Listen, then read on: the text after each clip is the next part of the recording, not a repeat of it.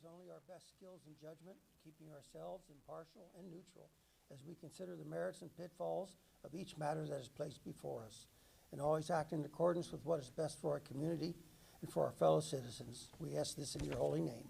Amen. Pledge allegiance to the flag of the United States of America and to the republic for which it stands, one nation, under God, indivisible, with liberty and justice for all.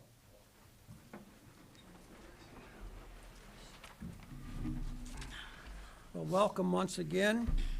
And there was a lot of strong voices during that Pledge of Allegiance. Thank you for that. That's wonderful. Roll call, please. Mrs. Lingo? Here. Mr. Parsons? Here.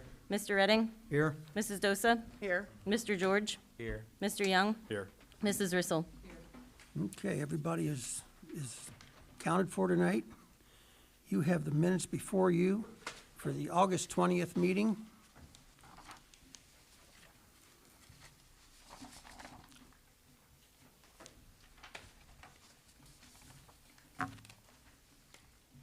Anybody have any corrections or that they want to make on these minutes?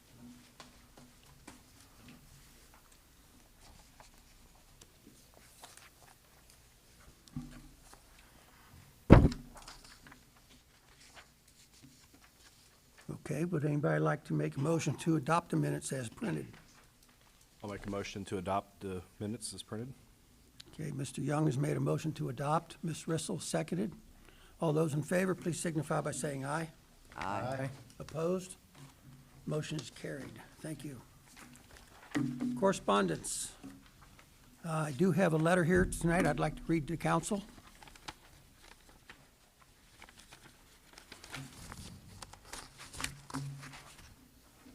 Okay, dated September 3rd.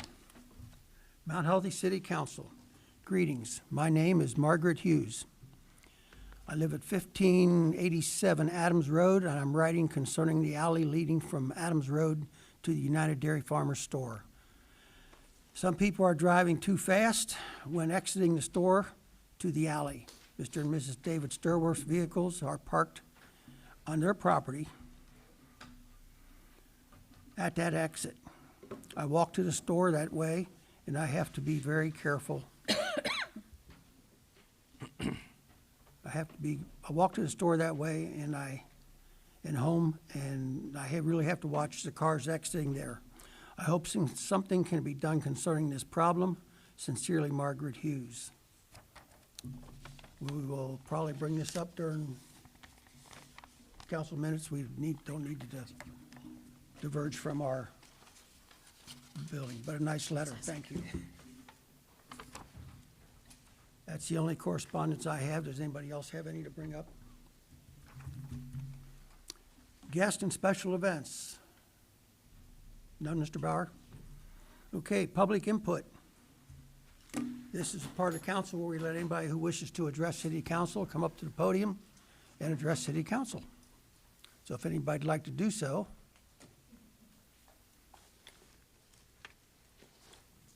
Nobody wishes to address city council tonight? Okay. Jonathan?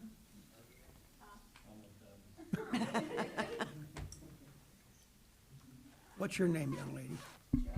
Joe. Nice to meet you, Joe. Okay. Okay, we'll go on then to the mayor's report. Ms. Moody. Yes, I don't have much of a report tonight. Just want to state that Mr. Bauer and I went to a Metro meeting down at the Museum Center. I'm glad we went, and was glad that we were able to address how interested we are with the express route that'll be coming through. We're not the first route with the Metro, we're the second. They're really focused now on Reading Road, but they're very close to making changes or plans, and we were the only municipality there outside of the city of Cincinnati. And the city of Cincinnati had a lot of people there from Northside, Avondale. So I was really glad that we went, and we were able to talk to some of the people from the Metro afterwards. So they realize what we're trying to do here in town and have been very receptive. So we just went basically just to make sure that they knew that we want to be a part of this, which we are. And I know Joe's met with them before, with Scott, and just that we're continuing to want to work with them for the future planning. We're not the first express route, we're the second one of 4, so probably we're not going to see this happening probably till 2026 maybe. Sounds right, Yeah. That's it. That's all I have tonight. Thank you, Mayor. Anybody have any questions? Okay. City Manager's Report, Mr. Bauer. Yeah, now that we're meeting more often, I don't feel like I have as much to report here, but Kathy started her paver deal again.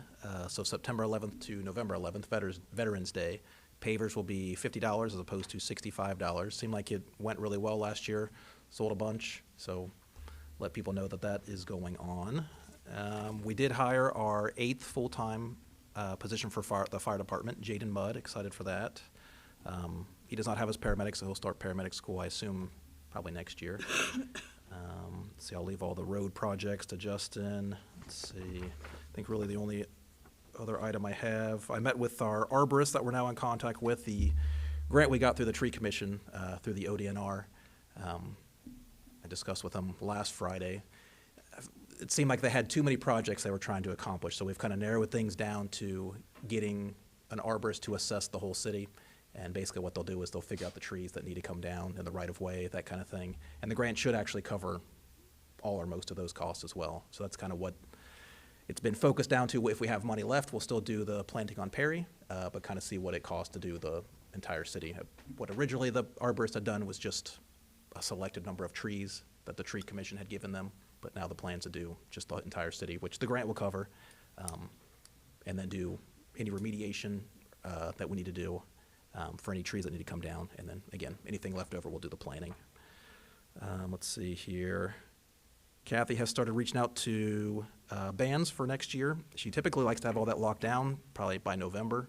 So she just kind of reached out to get availability. Nothing's been scheduled yet, but just let people know the dates.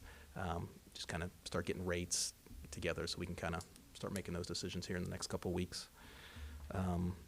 UDF, that's my last item. I did talk with Tim Kling a couple hours ago. Let him know that, well, I'll let Scott get up here in a second here to kind of give our legal opinion, but let him know kind of what the issues were and that we were looking at closing the alley. I mean, sort of at the end of it all, I'm going to recommend that we do a public input at the next session to make sure this is something we want to do. One thing what's going to have to happen is get an ordinance from council. You just want to make sure that the public's on board with why we're doing this. You know, if we all agree that's the best thing ever, just doing it and then no one knows it's coming, that could cause issues too. So I just want to make sure we kind of follow the right process here. So we'll need an ordinance. I think public input would be great. Tim actually said he would come to the next meeting for public input to kind of say what he feels UDF can do. Yeah. What, do you want to give your spiel? Yeah, go for it. So,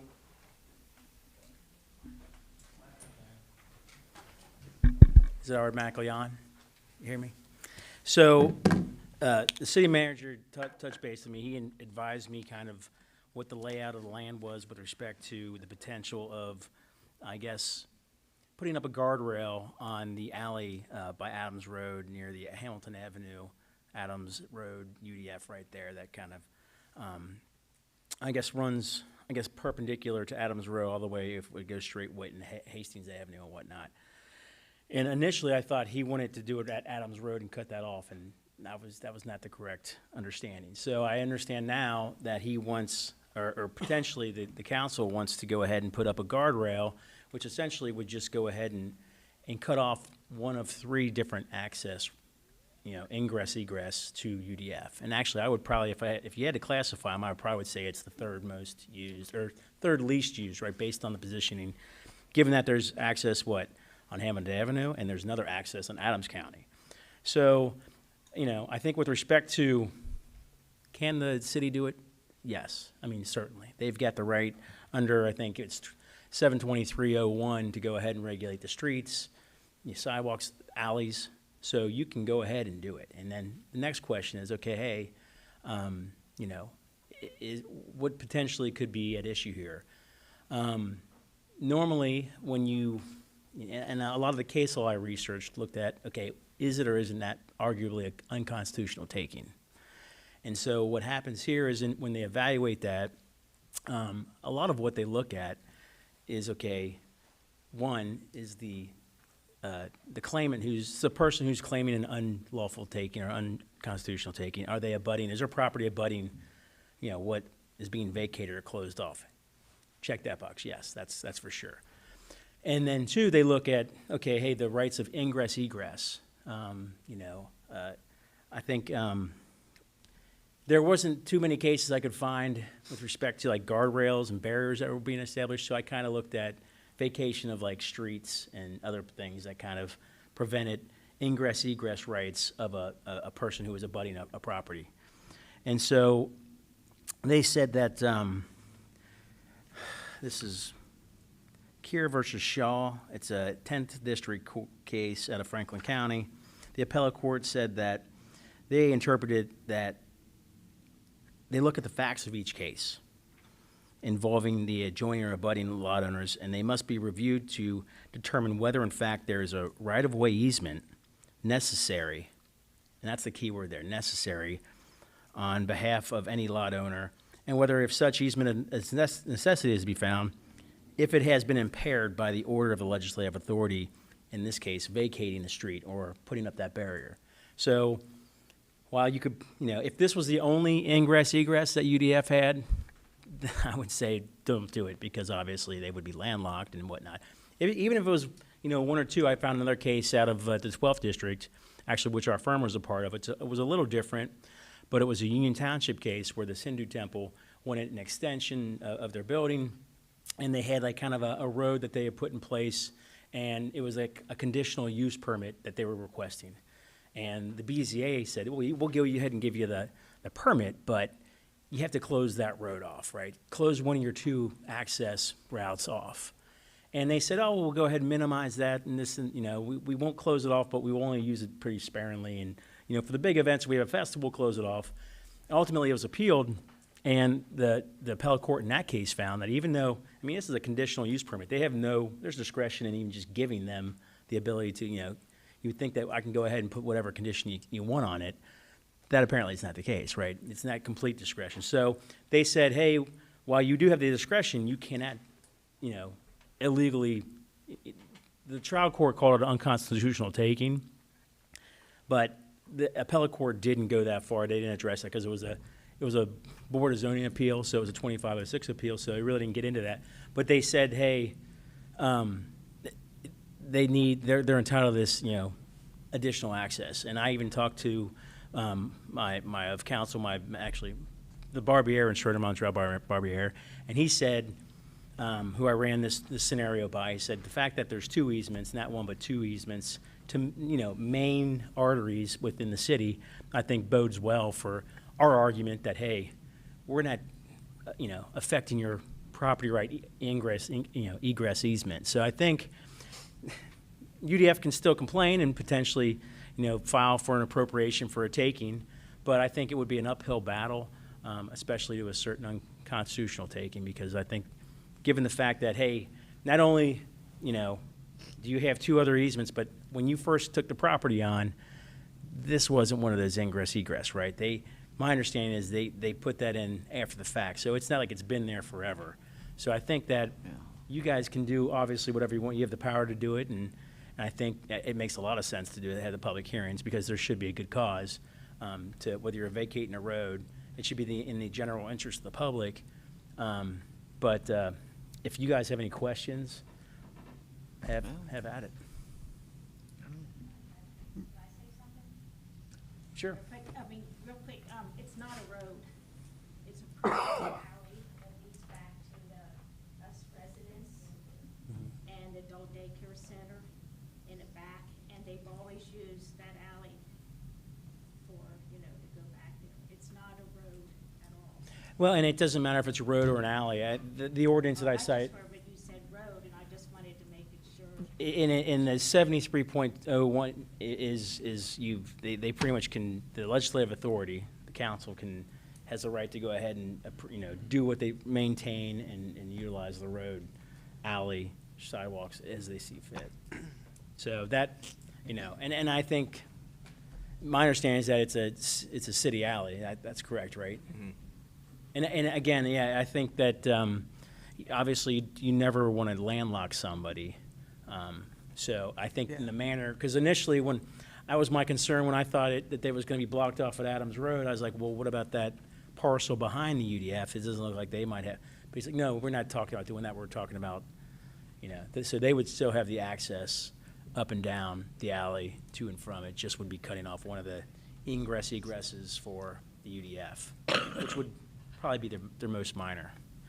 Did you have Yeah, anything, in this Councilman? situation, can you define for me what after the fact means here? What do you mean after the fact? You said it was added after the fact. Oh, okay, so my understanding is that before this UDF was here, and I don't know what year they actually went in, but I think if you go back on Cages and look at the different ages, they've got pictures from up top of the different areas. Whoever was the property, the parcel owner prior to UDF, there was no access to that alley at all. And so I think, and obviously that the land was it wasn't as high. I think they elevated, the parking lot to make it easier and more even probably for them to pave and whatnot. And so that's why it's now a little elevated. And then in doing that as well, I think they reconfigured the structure of the actual building that was on the parcel in a manner which then I think they put that access in place as well. So that wasn't there until, they created that ingress egress.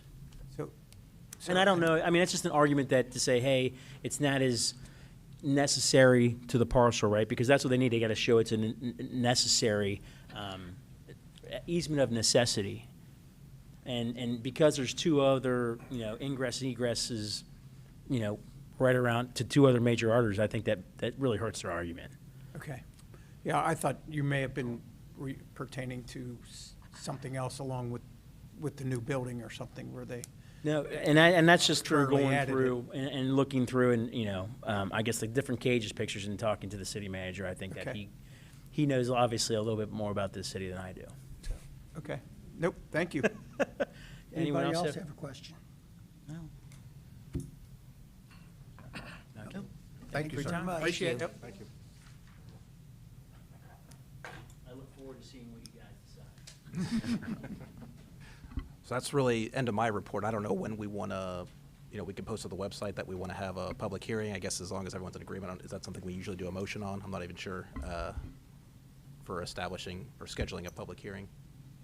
Do it at the beginning of council. Sure. Yes. So 7 o'clock at the 17th meeting, right? That's the date. Well, I guess, do we want to do it a date that you're here? I mean, if we want to push it to, If we're leaving this Saturday, we'll be back on the 18th of September. I'd rather not even be in the same room with Mr. Klein, to be honest with you. I mean, if that is your preference, we can keep it the 17th, but if, I guess I want to be, We have your best interests at heart. Yeah, we Yeah. do. Yes, I It's know. up to you guys, you've heard from us enough, so. I mean, because the 1st and the 15th. They started digging in 2016, and that's when, I've been fighting this since 2018. So so you're fine with us doing it the 17th, the 1st or the 15th of October, and I think that'd be fine to do it as well if that, again, okay. Okay. So we'll go with yeah. Yeah, you can always watch it online and type your comments in and we can. September 17th, we'll just have it set for beginning of council at 7 o'clock. Yes. and Sounds good. Yep. Okay, That's all I have. thank you. Any questions for Mr. Power before I move on? Okay. Public Works Director, Justin Westridge. Hello. So, business as usual, pool's closed, picking up litter, mowing grass, doing some potholes. We were able to buy new soccer nets and wheels for the goals, put those on last week.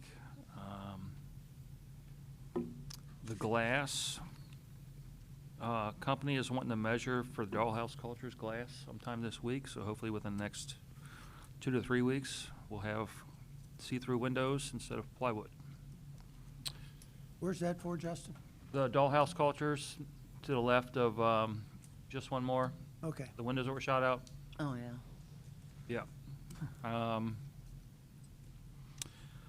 I guess like you guys were told last meeting, I was awarded, actually we, the city, were awarded a calcium reduction grant from the Ohio EPA. It was 32,000 some change. With that money, we have bought a 5,000-gallon storage tank for liquid salt brine. We bought a brine making machine, and we are waiting on our brine application system.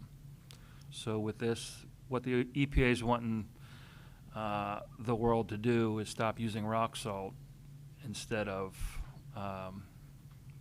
the liquids. I mean, it's the same chemical setup. It's just liquefied essentially. So you're using less. It costs less. You get better application rates. So we're going to give it a whirl. It's basically the pre-treatment that you guys see with the white lines during that wonderful snowy time of year. They want us to use that after we're done plowing too. So we'll see how it works out.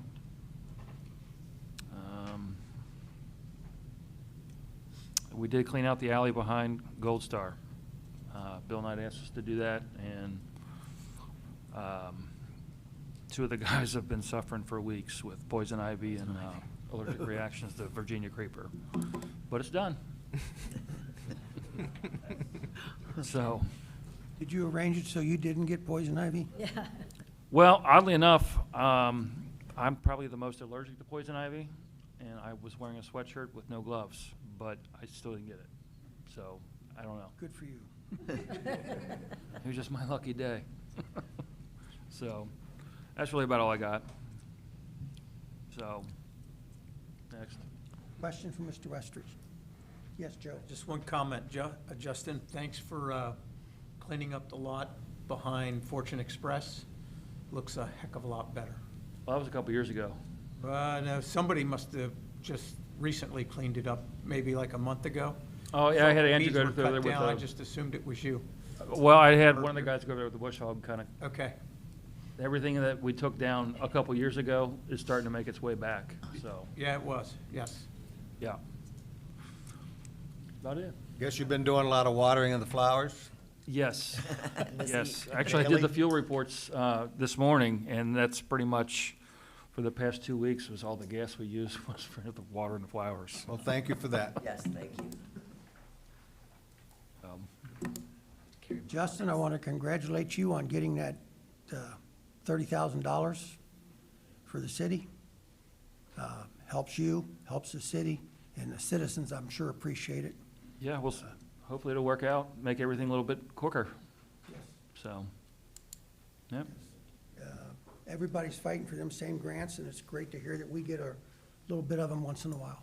Well, apparently there were so many people that applied for this grant, they did a second go-around on it and just used the same applications, so Good. it was good. Well, thank you for your work on that. Hey, no problem.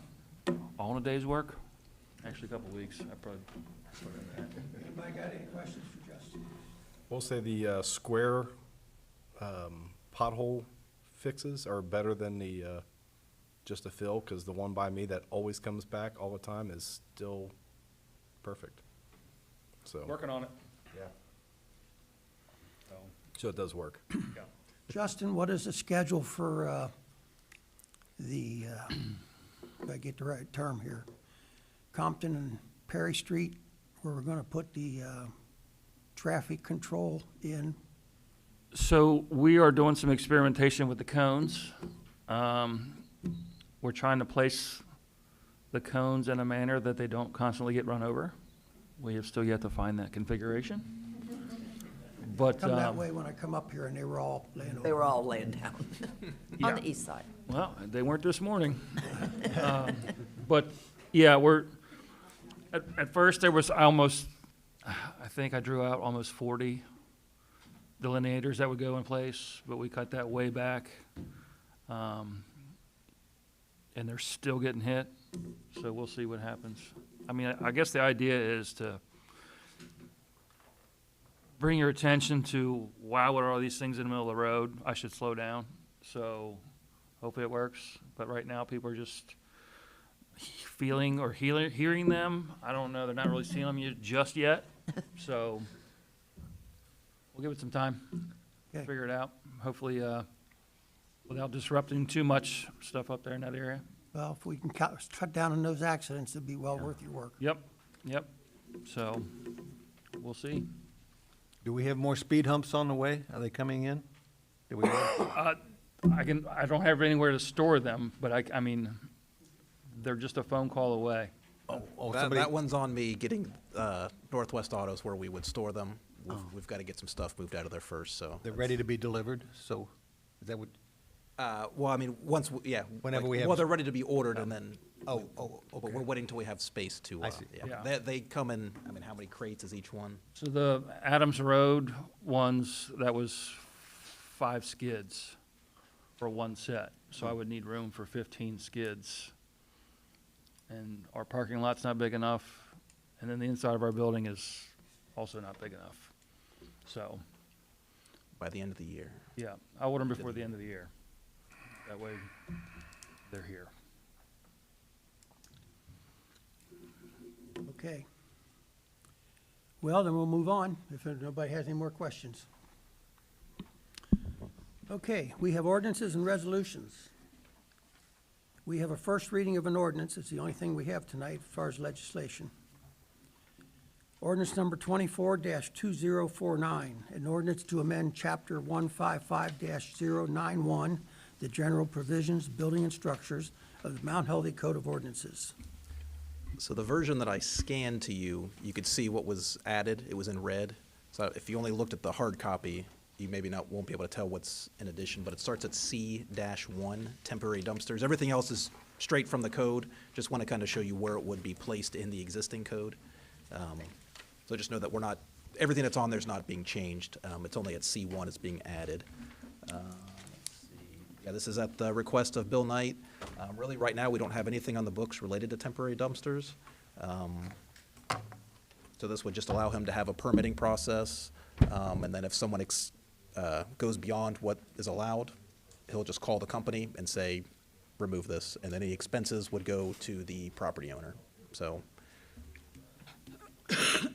yeah, don't need to do it in one reading, 2 readings fine. If we have questions, we can, I can send them to Bill Knight or have him come up and explain, but it's pretty simple, just kind of a process for dumpsters. I mean, anytime someone's renovating a house, it just kind of puts a time limit on how long they can have it sitting there, so. Yeah. So, right now, we do have a permit that is required to be filled out for a dumpster on the street. So on a really hot day, a big heavy metal dumpster will sink into the blacktop. So you're supposed to have it on plywood. It's supposed to have cones around it, and it's supposed to have reflective tape on it. So it doesn't get hit because it's much wider than a car. So essentially right now, if you don't fill out the permit and you put one there anyway, there's nothing we can do about it. That's what it's for. Thanks.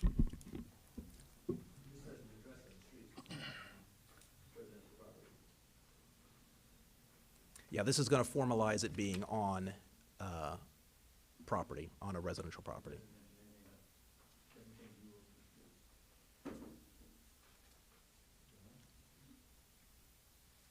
I mean, we just say that it must be located on a paved surface.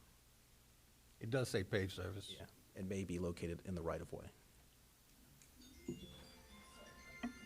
So I mean, we're not, the code isn't specifically saying if it would have to be on, like what Justin was saying. This is more just, the only thing that would be formalized is the time period that you're allowed to have it.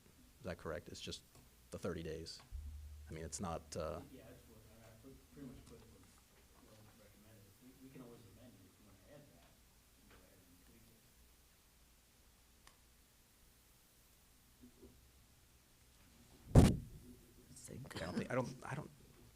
have we had anything in our code that says exactly how you must maintain the dumpster beyond plywood? Is that just, is that a state requirement that you're referencing, Justin, or just? I mean, probably a best practice, right? Let's not mess up our roads any more than they need to be. I think that's what that's what the time period's getting at too. I mean, some of it's just keeping things from being unsightly, but also just the longer it's there, it's gonna ruin property. Any other questions, council? So is this not an emergency then? Well, then I want to take all of section 2 out. We never put in here that, about suspending the 2 reading rule. And then it's not an emergency.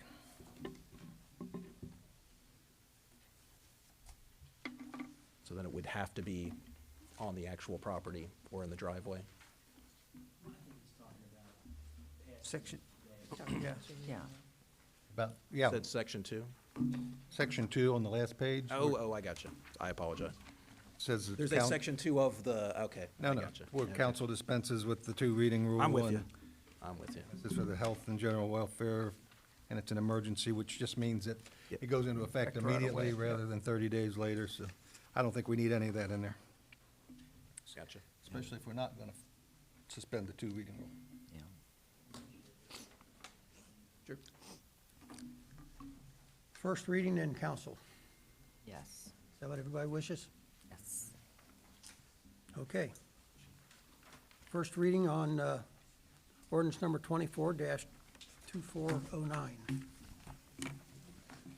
That is our only resolution and ordinance that we have before us tonight. Old business. Does anybody have any old business? I'd like to find out what the progress is on the Eagle sign down at the Heritage Park, the sign that we're putting up. I haven't talked to them this week. I believe everything is in there. They've got the concrete set, you can see the electrical wires sticking out. I would expect this week, but I don't have a specific date. Think they'll put it up this week? That's what I would expect, but I don't have a specific Oh, date yet. Yeah. But all the permitting's in order, it looks to me like everything's set. Looks like they've done everything they said they would do except put the sign on, so unfortunately, I don't know exactly when that will happen.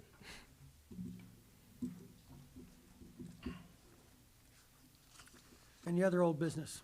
Just a reminder, there'll be a Finance Committee meeting at 5:30 on the 17th prior to our council meeting. 5:30. That's for the first meeting in October, or, No, the next council meeting, not 17th of September, okay. the next meeting. Okay, any other old business, council? 6 o'clock for parks, right? Yes. New business.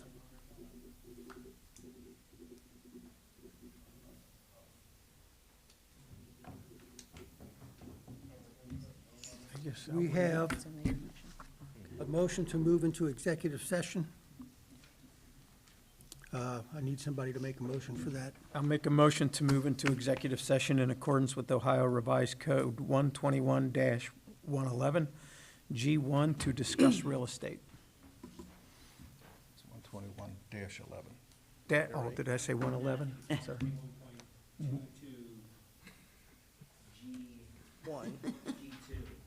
121 or 122 point. To consider the sale of city property in better things. I'll second that. Wow. Okay. Mr. Somebody Redding has wrote made a that motion wrong. to move into executive session, seconded by Mr. Cordell. George? We need a roll Thanks. call for that. Yeah. Melanie, we need a roll call for that, right? Yes. Mrs. Lingo? Aye. Mr. Parsons? Aye. Mr. Redding? Aye. Mrs. Dosa? Aye. Mr. George? Aye. Mr. Young? Aye. Mrs. Rissel? Okay, by a vote of 7-0, council has decided to move into executive session. For everybody out here, executive session is a private meeting. When we are done with our executive session, we come back out to the council chambers. We will simply adjourn. So if you want to stay for the adjournment, you're welcome to. Young lady, Joe, yeah, you got to stay. Okay. So at this point, we're suspending council, moving into executive session.